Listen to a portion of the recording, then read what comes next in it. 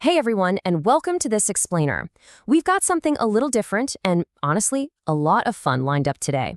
We're going to dive into current affairs by testing your knowledge on 4 critical areas that are really shaping India's trajectory on the global stage right now. Think of it as a gamified journey through the headlines. I'm going to pose a question, give you a second to think, and then we'll unpack the fascinating realities behind the answers together. So here is our roadmap. We are looking at 4 very distinct pillars today: cultural joy, strategic alliances, defense innovation, and healthcare frontiers.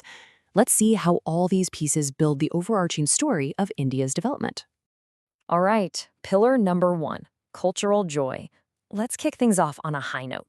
So here's your first challenge. According to Time Out's World's Happiest Cities 2026 report, which surveyed over 24,000 people, by the way, which Indian city actually cracked the global top 10?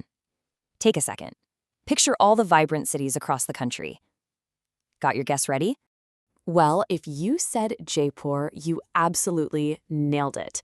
The Pink City is making a massive splash on the global stage, proving that deep heritage and modern livability can totally coexist.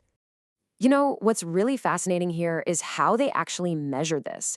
It wasn't just a basic, hey, are you happy poll. They dug into the true quality of everyday life, looking at access to parks and green spaces, the charm of local neighborhoods, a thriving food and art scene, nightlife, and, crucially, that overall sense of community. And Jaipur, it just excelled across all these lifestyle metrics. To put this into perspective, grabbing the number 6 spot globally is a massive deal, especially being the only Indian city in that top 10 tier. It was right up there competing with Bath in England, which took the absolute number 1 spot. It really shows that India's urban centers aren't just about rapid economic growth anymore. They're becoming recognized global hubs for positivity and quality of life. Okay, moving on to pillar number 2, strategic alliances. While cities like Jaipur are booming domestically, India is simultaneously making some serious moves internationally. Time for your next trivia question. India recently launched a major strategic initiative known as PCTS. That's the Partnership on Cyber, Critical Technologies, and Supply Chains. Any idea which international partner country they teamed up with for this? If you guessed Australia, spot on. This marks a really significant evolution in the diplomatic and strategic relationship between these two nations in the Indo-Pacific region.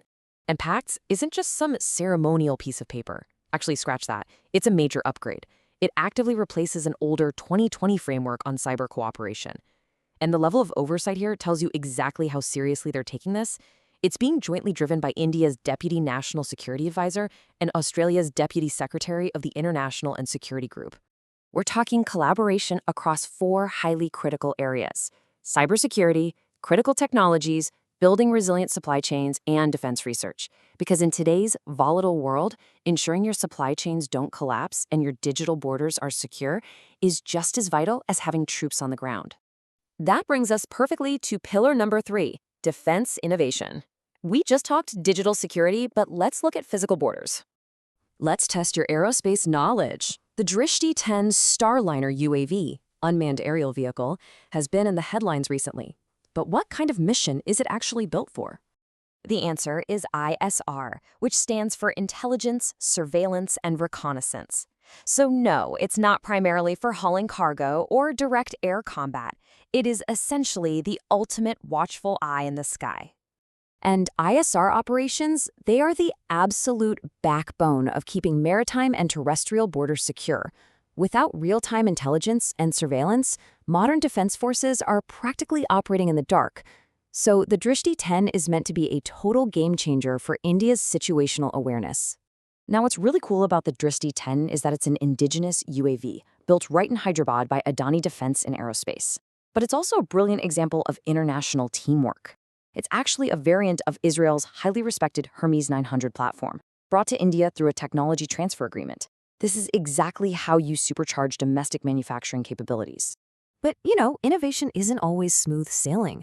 The program faced a recent hurdle when an Indian Navy Drishti-10 crashed near Dharmpur village in Gujarat. They triggered a board of inquiry after this routine training sortie, which serves as a stark reminder that integrating cutting-edge aerospace tech involves a really rigorous and sometimes difficult learning curve. All right, on to our 4th and final pillar, healthcare frontiers. Let's pivot from protecting national borders to protecting the most fragile members of society. So, for our last challenge today, you might have seen this condition popping up in the news lately. Do you know what kind of disease neonatal sepsis actually is? It is a severe, life-threatening bloodstream infection. It goes right after babies under 90 days old, and it is especially dangerous for premature and low birth weight infants. And the reason addressing this matters so immensely? When you look at newborn mortality rates, neonatal sepsis accounts for a staggering 30 to 50% of all newborn deaths globally. I mean, think about that for a second. Up to half of these tragic losses are tied to this one single type of infection. So, what's driving it? These infections are most commonly caused by specific bacteria. The primary culprits are E. coli, Listeria, and Streptococcus. Fighting them effectively means we need highly targeted and rigorously tested medical interventions. But there is some really significant hope on the horizon here. The NeoSep1 trial is an international clinical trial evaluating life-saving antibiotic combos specifically for newborns battling sepsis. And the amazing news is that this trial has just expanded into India, officially enrolling its first baby at Jipmer and Puducherry. This puts Indian healthcare institutions at the absolute forefront of solving a massive global pediatric crisis. As we wrap up this explainer, we've covered a lot of ground today. We journeyed through the cultural joy of Jaipur, strategic cyber alliances with Australia, aerospace realities with the Drishti 10, and life-saving medical trials at Jipmer. I want to leave you with this final thought. Of all these diverse pillars, happiness, cyberspace, defense, or medicine, which one do you believe is going to shape our collective future the most? It is a fascinating question to ponder. Thank you so much for learning with me today, and keep questioning the world around you.